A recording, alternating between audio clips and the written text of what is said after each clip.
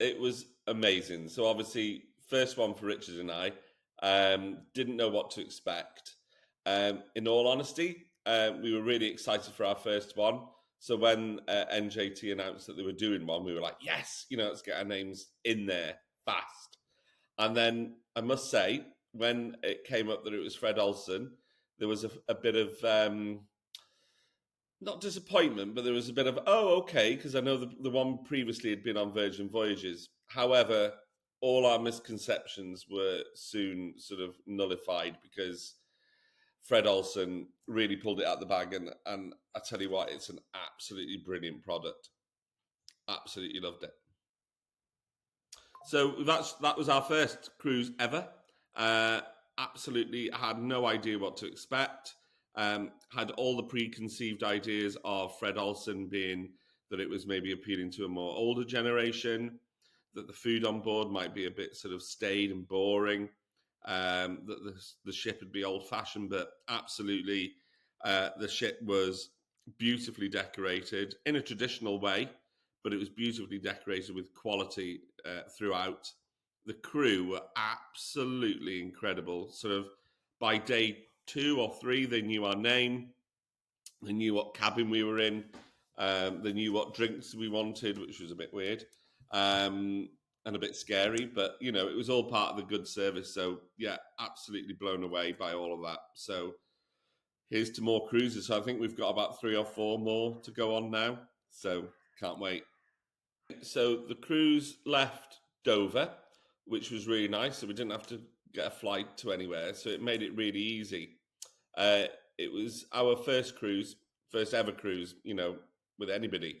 Didn't know what to expect, and actually parked at the port and got given our sort of color coded tags for our luggage. They came through the post actually, and so you just get called in color order, and then you go through really friendly security. So the people that are on security at the port are either sort of port crew or they're Fred Olsen crew. So really, really friendly, really, really helpful, not stressful at all. And I think we looked at our clocks and we were on board. So from being dropped off to being on board the ship and starting your holiday within 25 minutes. So amazing. So we cruised up to the Norwegian fjords, which again was a bucket list destination for me and Rich. We were absolutely thrilled that we were going up there. So it took a day or so at sea to get up to Norway, and then we woke up one morning and the captain came on and announced that we should get up, get on deck, and have a look at the amazing waterfall that was to the side of the ship. And then the captain swung the ship round 360 degrees, so everybody had an amazing view of this just absolutely torrent of a waterfall. It was unbelievable. So that was our first flavour of Norway. Obviously, we left Britain in the last heat wave and got up to Norway, and it was definitely not in a heat wave. It was nice and cool, sort of quite damp and rainy at times, but it just made the whole experience more authentic somehow. You knew you were in Norway, but it was absolutely stunning. So really enjoyed the training on board. We were in a nice theatre, so it was nice and comfortable. There were about 80 odd of us. I can't remember the exact head count, but I knew it started with 80 something. Some people we'd met before, others met for the first time. So it was really nice to get, chatting to travel consultants that had been in it all different amounts of times.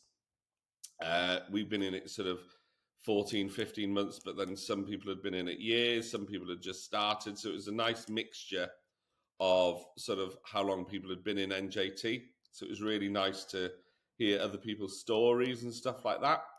And the training was delivered by Claire Cruise. Yeah, that is a name, Claire Cruise. So she's in the cruise division. And I think there was only one vocation for Claire. And Duncan Croucher. So absolutely the best of the best. And they were just sharing their wisdom with us, really, and got a whole lot of sort of, like I say, wisdom from it. and tips and tricks that Rich and I are already putting into practice. Yeah, so we did a couple of things different when we came back. For instance, on our Facebook, we created a cruise group. And I'm not sure whether the algorithms work differently with a group, but we seem to be reaching more people. And I do also think that cruise people who do cruise and have cruised before, um, I do think it's a slightly different customer in terms of how you reach them. And they do like to be part of something like a club. So you generally find with people who've cruised before, they're quite loyal to a certain cruise brand.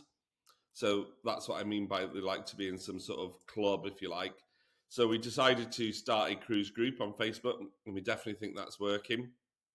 And then, yeah, if people see you on board a cruise ship and experience it firsthand, I do think that gives you some credibility, and they know what you're on about.